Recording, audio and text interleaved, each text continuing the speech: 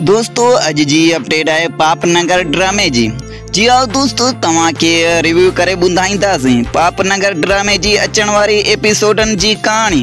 इन वीडियो के आखिर ताईं ॾिसंदा थी सके तो असांजे इन यूट्यूब चैनल इन्फॉर्मेशन टीवी के सब्सक्राइब लाइक शेयर कंदा। इन चैनल में तवा के बर वक्त हर अपडेट मिलंदी रहंदी।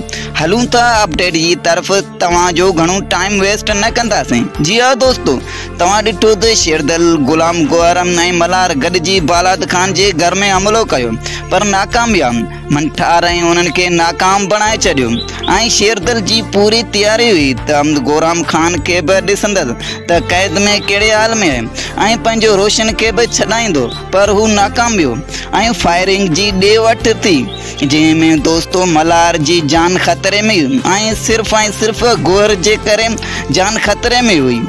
वो पान के बचाए मोटी आयो पोइ गौर के चवण लगो तू मूंखे अकेलो छॾे आयो आई तोखे शर्म आया ही ना है तो मूंखे कुछ थी वञे मां इन्हनि जी वठ में हुअसि।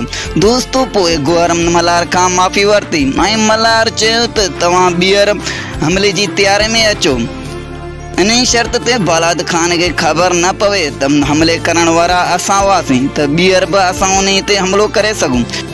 जी दोस्तों बे पास में जो है तमने शाहनवाज खान के पंहिंजो पुट चई रहियो आहे मीर तव्हां बालाद खान जे करे ॻोठ न पिया हलो तव्हां के चाचा बालाद खान खां डिॼण न खपे हलो वापस ॻोठ मांखे ॻोठ सुकून तो अचे त हिते हुन चयो त ठीकु आहे मीर पुट असां बिल्कुलु हलंदासीं त हिते मीर नाराज़ थी वियो त तव्हां सिर्फ़ु मूंखे ॾटाईंदा आहियो ऐं तव्हां किन आहियो ऐं जॾहिं मीर वियो त ज़ाल मुड़ुस पाण में ॻाल्हाइण लॻा। दोस्तों वाकई शाहनवाज़ इहा ॻाल्हि कई त मां बालाद खान खां डिॼां थो इन करे मतां उहो मुंहिंजे पुट खे नुक़सान ॾे।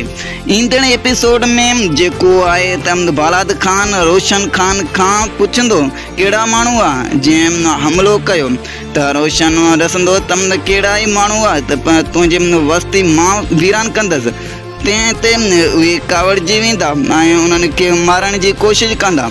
इन्हनि जा वाठा बालाद खान जा ॿिए पासे ईंदड़ एपिसोड में कमदार है त वडल ऐं सिकंदर खिलाफ़ बालाद खान के गुमराह कंदो उहे ई न थी सघंदा असांजे हमले कराइण जी पोयां। दोस्तों ही एपिसोड धमाकेदार थियण वारो आहे।